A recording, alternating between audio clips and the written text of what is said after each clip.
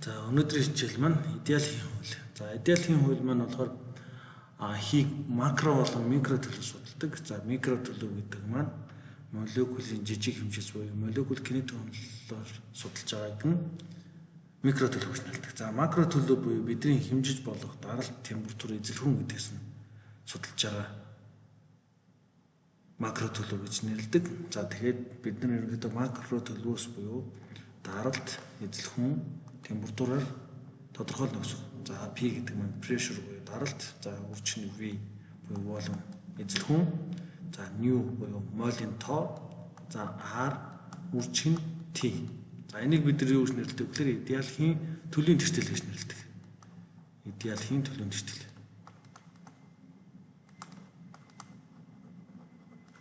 Төлөвийн тэртэл.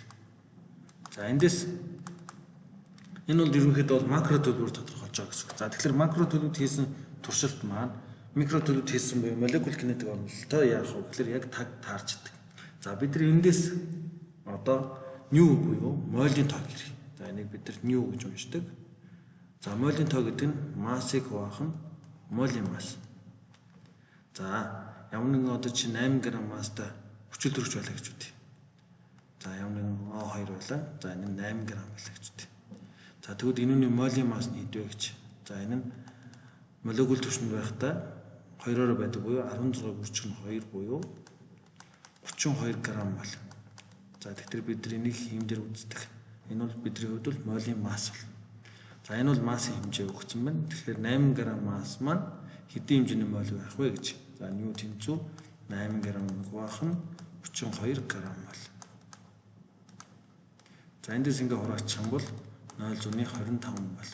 За ингэж хэлээд байгаа маань бидний хувьд бол молийн тоо хэмжээ. За тэгэхээр мол гэдэг маань юу вэ гэм бэ гэхээр 1 мол хий маань хэд 602-ыг үржин 10-23 зэрэгт ширхэг молекул гэдэг. Тэгэхээр ийм хэмжээний тоотой молекул маань юу болох вэ гэхээр 1 мол хий болно гэж үздэг. Энийг бид юу гэж нэрлэдэг вэ гэхээр Авгадрийн тоо гэж нэрлэдэг буюу Na гэдэг маань 602-ыг үржих нь 10-23 зэрэгт болно гэсэн үг. Энэ нь нэгийг хуваах нь мол гэжтэй. Нэг чиг бид доороос уншина.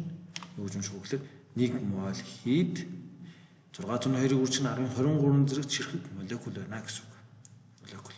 За тэгвэл энэ 8 г хий маань хэдэн молекул байх вэ? 8 г хэд хэдэн молекул байх вэ гэдгийг яаж олох вэ гэхээр бид нар n тэнцүү молийн тоог Авгадрийн тоогоор үзүүлнэ гэсэн үг. Авгадрийн тоогоор. За ингээд ерөнхийдөө бол 0.25-ыг молыг үржих нь 602-ыг үржих нь 10-23 зэрэгт. Эийг хуваах нь мол. За тэгэхээр энэ бол молекулын тоогоор. За ингээ хуваачих юм бол энэ маань бол 4 хуваасны 1 буюу 1.5 ойролцоогоор үржих нь 10-23 зэрэгт ширхэг молекул байна гэсэн үг. За тэгэхээр энд бол нэгээс нэгж байхгүй буюу тоо ширхэг гарчиж. Тэгэхээр ийм хэмжээний молекул юуны молекул гэхээр O2-ын молекулууд байх юм бол энэ нь 8 г хүчил төрөгчийн хийг үүсгэнэ гэсэн үг. 8 г-ийн хүчил төрөгч. За тэгэхээр бид нар эндээс нэг молекулын массыг олж болно. Нэг молекулын массыг. Нэг молекулын масс гэдэг маань юу болох вэ гэхээр нийт массыг нийт тоонд нь хуваана гэсэн үг. За тэгвэл нийт масс юу гарч ирэх вэ гэхээр нийт массыг олох юм бол бид нар nu үржих нь mu буюу молийн тоог молийн массаар хожуулна гэсэн үг. За энэ дээр n буюу n тоо болно гэдэг маань mu үржих нь Авгадрийн тоо буюу эндээс бид нар юу гарч ирэх вэ гэхээр молийн массыг хуваах нь Авгадрийн тоо байна гэсэн үг. Юу гэсэн үг вэ гэхээр 1 мол хий байх масс хэмжээ гарч ирж байгаа юм чинь. 1 мол байх хий масс хэмжээ буюу молийн массыг нийт тоонд нь хуваах юм бол угаасаа 1 молекулын масс гарч ирнэ гэсэн үг. За. Тэгэхээр бид нар молийн хэмжээгээ ярьлаа. За тэгвэл одоо эндээс бид нар R гэдэг ойлголтыг ярив. За R гэдэг ойлголтыг ярихаас өмнө бид нар Больцманы тогтмолыг ярив. За Больцманы тогтмол гэдэг нь бол K тэнцүү 138-ыг үржих нь 10-ийн хасах 23 зэрэгт жоулыг хуваах нь Кельвин байдаг. За энийг физикт нийцээд ерөнхийдөө бол физикч бай, юуд ч үргэлж нийцийг доороос нь уншдаг. Доороос нь уншна гэдэг чинь энд нэгийн тоо тавьж болно. Тэгэхээр энд бол нэг молекулыг нэг кельнер халаахад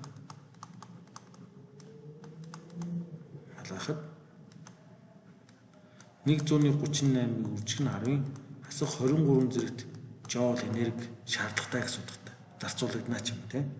Тэгэхээр энэ бол нэг молекулыг халаах дулааны тоо хэмжээ. Тэгвэл 1 моль хэд байвал яах вэ? Зүгээр 1 моль хэд маань 602-ыг үржих нь 10-23 зэрэг чирхэг молекул байдаг. Тэгэхээр энэ нэг молекул юм бол энэ нийт тоод нь үржих юм бол 1 молийг халаах тоо хэмжээ гарч ирнэ гэсэн үг. За эндээс ингээд үзэх юм бол юу болчих вэ гэхээр 138-ыг үржих нь 10-ын хасах 23 зэрэгт жоул ваахан кельвин үржих нь 602-ыг үржих нь 10-ын 23 зэрэгт 1 ваахан моль байна гэсэн үг. За эндээс ингээд үржүүлэхэд энэ зэргүүд хураагдаад 1 болчихно. За тэгэхээр 138-ыг 602-д үржүүлэх юм бол юу болох вэ гэхээр 831 болно. За нэг чинь жоул кельвин моль. За бид нар энийг юу гэж нэрлэдэг вэ гэхээр хин универсал тогтмол буюу R-аар тэмдэгдэг. Тэгэхээр R гэдэг нь юу болчих чинь вэ гэхээр Авогадрын тоог буюу Больцманы тогтмолыг Авогадрын тоогоор үржүүлсэнтэй тэнцвэр байна гэсэн үг. За энэ нөхөр маань бидний хувьд энд гарч иж байна гэсэн үг. Энийг бид нар хин универсал тогтмол гэж нэрлэдэг. За хин универсал тогтмол нь ямар утгыг агуулж байна вэ гэхээр 831 жоул кельвин моль буюу 1 молийг 1 кельвинээр халаах. За 1 кельвинээр гэж за энэ таслалт кельвинээр халаах дулааны тоо хэмжээ болчихно гэсэн үг. Дулаан. Тэгэхээр энэ 831 жоул кельвин моль чинь 1 молийг 1 кельвинээр халаах дулааны тоо хэмжээ. Буюу дулаан багт хэмжээг илэрхийлж байна гэсэн үг. За бид нар нөгөө усны дулаан багт хэмжээг мэднэ 4.2 килжоулыг хуваах нь килограмм градус Цельс гэж тавьдаг. За энэ бол усны хувийн дулаан багт хэмжээ буюу 1 кг усыг 1 градусаар халаах дулааны тоо хэмжээ. Энийг бид нар усны хувийн дулаан багт хэмжээ нэрлэдэг. Яг тэрнтэйгээр энэ бол яг ижилхэн харагдаж байгаа. Энэ бол 1 молийг 1 кельвинээр халаах дулааны тоо хэмжээ. За тэгэхээр бид төрлийн тэртэлийг бичлээ. Төрлийн тэртэл маань юу вэ гэхээр PV тэнцүү μ RT. За энэ тэртэл маань бол яа гэм гэхээр бид нар ямар нэгэн хий авъя. Ямар нэгэн хий авъя. За тэрэнд нь P1 даралтай, V1 эзэлгүүнтэй T1 температур тайсан гэж үзье. За бид нар энийг халаадаг ч юм уу, хөргөдөг ч юм уу ямар нэгэн байдлаар даралт эзэлгүүн температурыг өөрчилж болно. За гэхдээ молийнх нь тоо хэмжээг тогтмол байхаар авч үзье. Молийн тоо хэмжээг тогтмол байхаар авч үзнэ гэдэг маань хийг оруулж гаргахгүй гэсэн үг. За тэгэхээр энэ маань дурын даралтны хэсэг ч юм уу, эзэлхэн өөрчлөгдөж ч юм уу, температур нь өөрчлөгдөж ч юм уу, дурын байдлаар өөрчлөгдөж болно. За тэгэхэд энд юу болох вэ гэхээр энд төлөвийн тэртэл хадгалагдана. Нэгдүгээр төлөвд, хоёрдугаар төлөвд төлөвийн тэртэл хадгалагдана. Юу болох вэ гэхээр P1, V1 тэнцүү μR T1 байна гэсэн үг. За хоёр дахь тохиолдолд P2, V2 тэнцүү μR T2 байна гэсэн үг.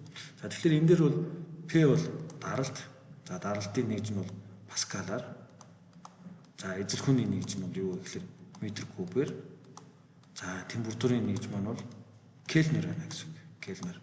Цельс явах юм бол бид нар түүнийг заавалжгүй кельвин рүү шилжүүлдэг. Заавал кельвин рүү шилжүүлнэ гэсэн үг. За тэгэх юм бол энэ маань бол юу болчих чинь вэ гэхээр бол паскал болон метр кубын үржүүр маань бол энэ нэгж жоул болно. За энэ нэгж бас жоул. Ерөнхийдөө даралт эзэлхүүнээр тодорхойлж байгаа нэг ёсны орон зай энерги. За энэ температураар тодорхойлж байгаа энергиудыг хооронд тэнцвүүлж байна гэсэн ер нь бол цаа санаатай. За тэгвэл эндээс бид нар μR-ыг олох юм бол P1, V1 хувахан T1 тэнцүү μR. За эндээс бол юу болох вэ гэхээр P2, V2 T2-ыг хувахан μR. μR-уудыг хооронд нь тэнцүү гэж үзэх юм бол P1, V1-ийн үржүүр хувахан T1 тэнцүү P2, V2 хувахан T2 буюу энийг бид нар Калпром-Менделеевийн тэртэл гэж нэрлэдэг. Калпром-Менделеевийн тэртэл. Менделеевийн тэртэл. За За энд бол ерөөсөө молийн тоо хэмжээ нь хадгалагдана гэж үзэх нь. За одоо бид нэг юм бодлого авч үзье. За бодлого маань юу вэ гэхээр 12 г гели. За энд өгөгдөл нь 12 г гели. За тэгэхээр гелигийн масс 12 г. За дараа нь неоны масс неоны масс 20 г.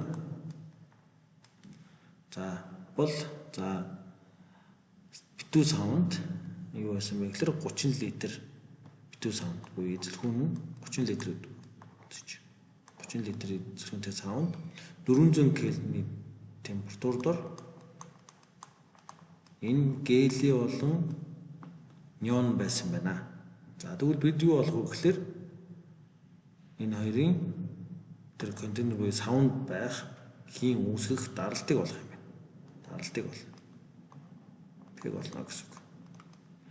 За тэгэхээр даралтыг олохдоо бид нар юу гэхээр энэ дээр төлөвийн төчлөлөө бичих юм бол PV тэнцүү nu r t байна гэсэн үг. За тэгэхээр энэ нугаа бид нар яаж болох вэ гэхээр хоёр хийн холцын молийн тоо хэмжээ буюу бид нар тус бүрийнх нь молийг олъё. Мол гели. За мол гелигийн молийн тоог яаж болох вэ гэхээр массыг молийн масс нь. За тэгэхээр гелигийн массыг гелигийн молийн масс нь. Гелийн масс нь хэд гэж өгсөн бэ гэхээр энэ бодлогон дээр 12 г байна. 12 г. Хуваах гелийн молийн масны өгсөн байна. Энэ 4 г бол. 4 г бол.